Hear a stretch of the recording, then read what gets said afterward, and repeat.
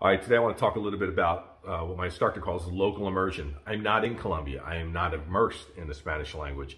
And as quickly as you can potentially learn when you're stuck in that environment with no other options, that's not my current situation where I'm at. There is a large Latino community where I'm at, but I really am not hearing and speaking Spanish on a daily basis. So my instructor gave me some suggestions and I just wanted to share them here with you on a way to kind of locally immerse myself.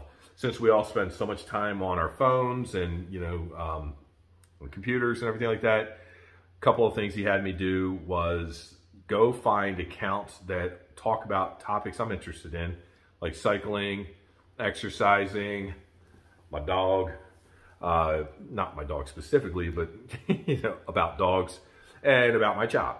So on Instagram and TikTok and on YouTube, I follow accounts related to that are only in Spanish. So that means the text overlay, all that's in Spanish.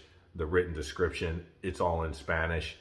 And when I really need help and I'm like, I have no idea what's going on, if you're not using it, try Google Lens, L-E-N-S-E.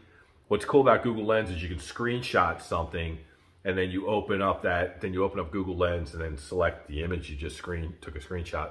And it'll translate the language from your language to English, from the target language to English.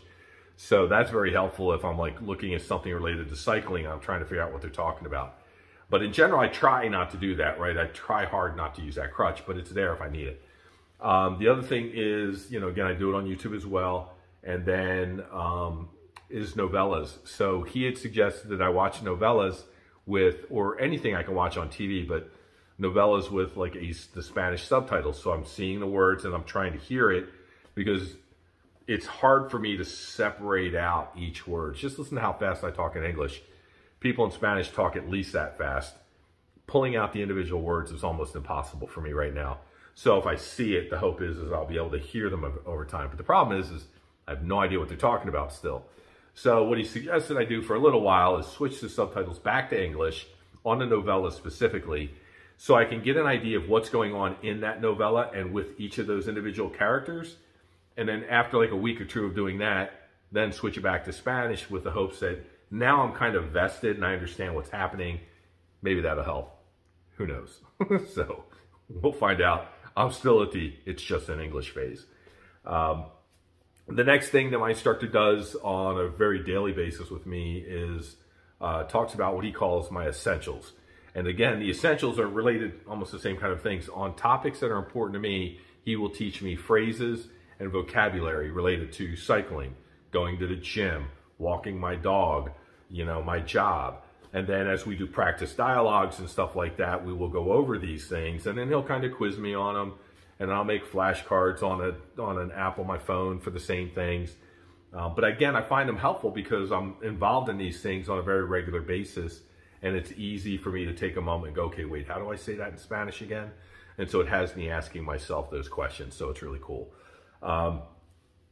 As I do more of these videos, I'll share some more resources. But what I will add here is a list of some of the podcasts that I listen to.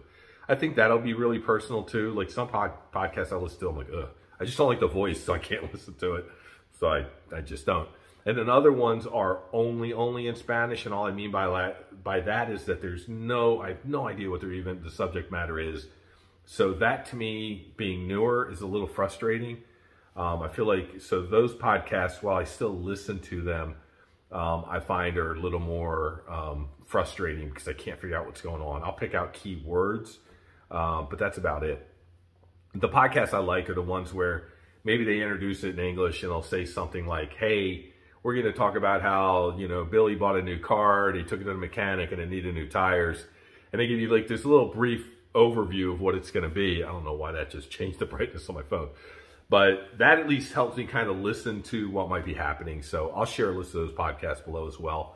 Again, if you are looking for a Spanish teacher, I will always try to link David in my videos as often as possible, just because I find him to be a great resource. And Aleja, who is following me again, but she does not speak English, I know that she is more than open to having these conversations with other people. There is a fee. I do pay a fee to do this.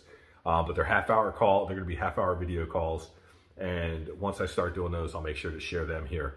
Thanks for taking time to watch the video. If you liked it, like it. If you don't like it, all right, hit the I don't like it little thumb.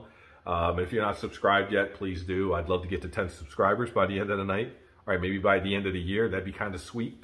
I got 9 today, I checked, so I'm pretty excited about that. Thanks for spending your time with me.